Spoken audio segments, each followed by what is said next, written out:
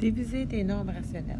Donc, pareil comme quand on a multiplié des nombres rationnels, lorsqu'on va diviser un positif par un positif, ça nous donne un positif. Lorsqu'on divise un positif par un négatif, ça nous donne un négatif. Lorsqu'on divise un négatif par un positif, ça nous donne un négatif. Et lorsqu'on divise un négatif par un négatif, ça nous donne un positif.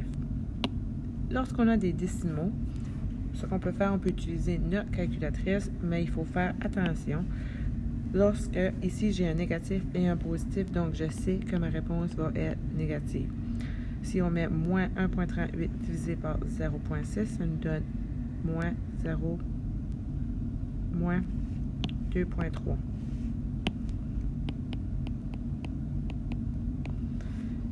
Ici, j'ai un négatif divisé par un négatif, donc 2 négatifs, je sais que ça me donne un positif. Si on divise 0,25 divisé par 0,3, ça nous donne 0,83. Lorsqu'on a des fractions, donc lorsqu'on a une division fraction, on peut diviser les fractions en réécrivant l'équation sous forme de multiplication.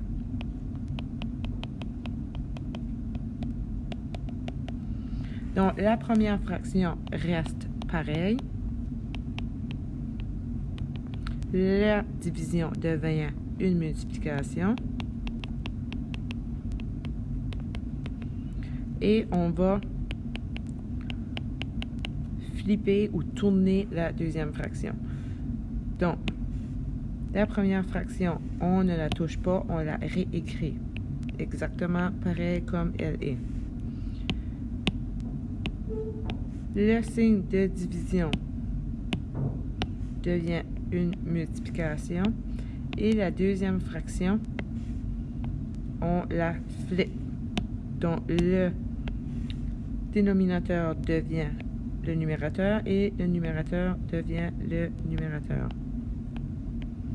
Maintenant que c'est une multiplication, on a seulement besoin de multiplier les numérateurs et multiplier les dénominateurs. Donc, on fait attention, j'ai moins 5 fois 4, ça me donne moins 20. Et 8 fois 3 me donne 24. Lorsque j'ai des nombres fractionnaires, on ne peut rien faire. Donc, la première étape, c'est toujours de placer sous fraction impropre.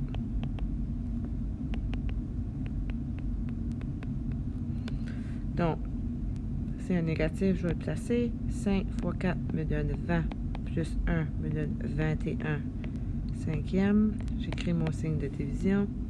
Un négatif, je le place. 3 fois 3 me donne 9, plus 1, 10 sur 3. Donc, maintenant, ma première fraction reste pareille. Donc, je la réécris. Moins 21 sur 5. Ma division doit devenir une multiplication.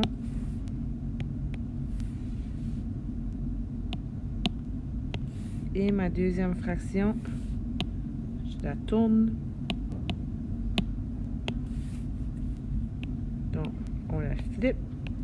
Le dénominateur devient le numérateur et le numérateur devient le dénominateur.